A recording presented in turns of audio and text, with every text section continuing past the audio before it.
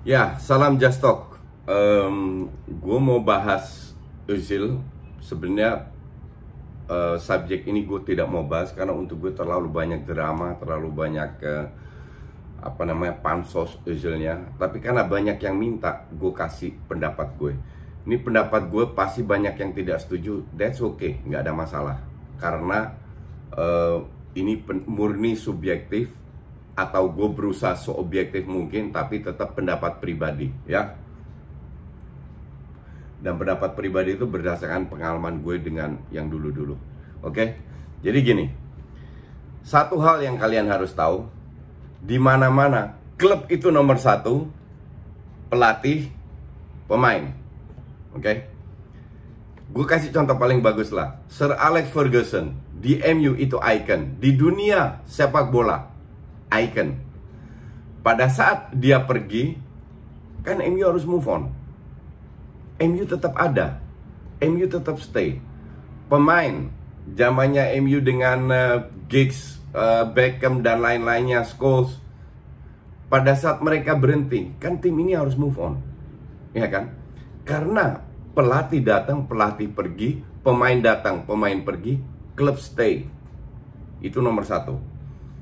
Jadi kalau kalian menilai seseorang, bukan hanya dalam kasus Özil ini, nomor satu kan klub dulu. Oke? Sekarang kita lihat kasusnya Özil. Pada saat dia masuk, gue salah satu fansnya Özil. Oke? Pemain yang di zamannya 8 tahun yang lalu, di zamannya sampai beberapa tahun ke depan, itu bermain dengan real playmaker. Ya, dia juara dunia dengan Jerman, dengan Madrid, meraih I don't know berapa trofi. Pokoknya bermain bagus, salah satu playmaker terbaik di dunia. Harus diakui itu, ya. Tapi sepak bola ini kan berubah. Perubahan ini pada saat pemain tidak bisa mengikuti, dia di-cut. Itu tergantung pemain, oke? Tergantung klub, kebutuhan klub dan pemain. Itu hal yang biasa, ya. Di bawah Emery sebenarnya sudah kelihatan bahwa Emery nggak butuh dia, sering ribut.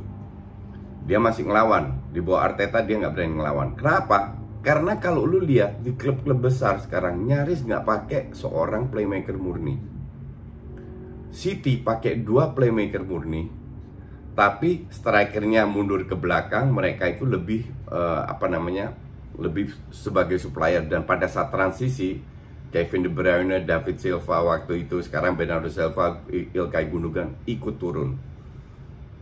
Bayern Munchen, Real Madrid, Liverpool, gak ada playmaker murni. Nah, Arsenal mau yang arah ke sana tanpa playmaker murni. Kalau ada playmaker murni pun, seperti yang Arteta mau beli Awar, minimal dia bisa bekerja keras atau tidak terlalu deep, tidak terlalu ke depan mendukung lini depan, tapi lebih di lini kedua, sehingga pada saat transisi ikut kembali. Nah, Özil tahu sendiri transisinya kayak gimana. Udah lambat, malas-malesan, dan tidak diinginkan oleh klub. Dia bicara soal loyalitas. Loyalitas itu selalu dari dua pihak. Pada saat klub punya kontrak, oke, ya lu harus, dan klub menginginkan lu tidak mau dijual, ada namanya buyout klausul. Sama kasusnya kayak Messi, ya. Kalau klub tetap menginginkan lu tidak mau dijual, Eric Garcia di Man City, ya udah free transfer. Sistem transfer ini kan dibentuk sehingga tidak ada kayak perbudakan kayak dulu, bahwa klub very powerful dengan pemainnya. Sekarang kan ada dua belah pihak. Nah, pemain juga punya hak. Hak pemain ya kayak Özil sekarang, ya gue ada kontrak, gue nggak mau pergi, ya itu hak lu, bebas. Sebenarnya kasus kayak ini pernah terjadi dengan Winston Bogarde beberapa tahun yang silam di Chelsea. Kontrak 4 tahun dipakai cuma setahun, habis itu sama Mourinho nggak dipakai. Ya dia bilang gue nggak mau pergi. Ya udah, digaji terus, makan gaji buta sampai kontrak selesai, habis itu karir selesai. Pilihan. Tapi apakah Bogarde itu bukan pemain besar, tapi apakah pemain top, pemain besar seperti Özil nggak punya malu? Contoh paling bagus, Alexis.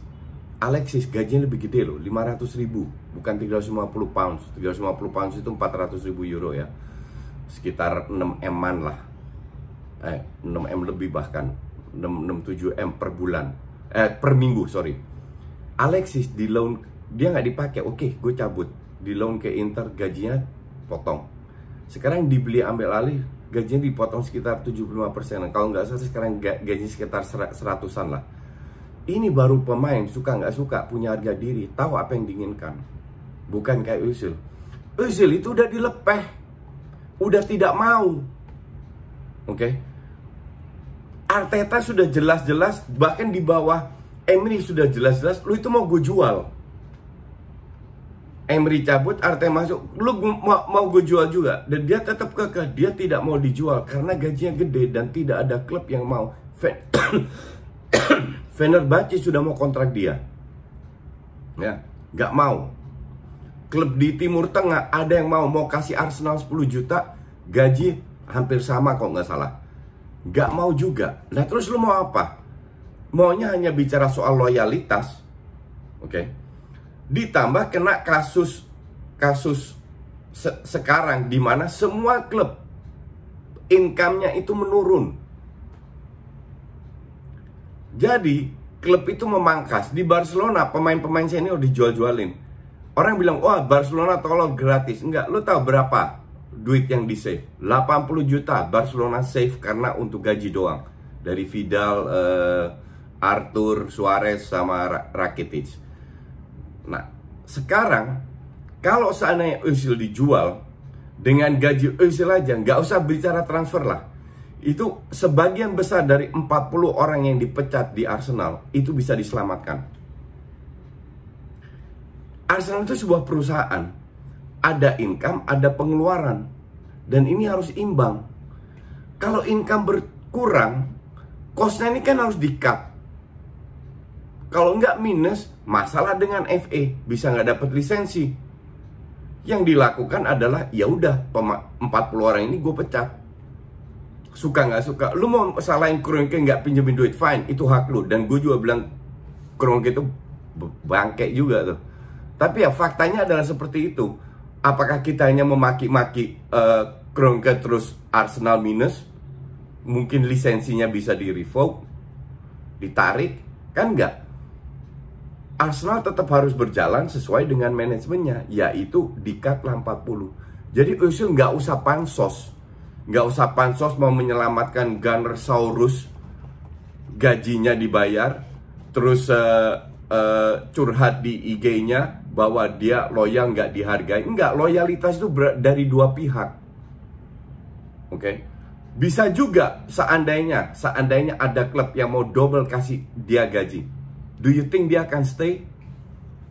Do you think dia akan stay? Nggak bakalan, bakal cabut juga. Terus loyalitasnya di mana? Bohong lah, ini terlalu banyak drama dan lain-lain.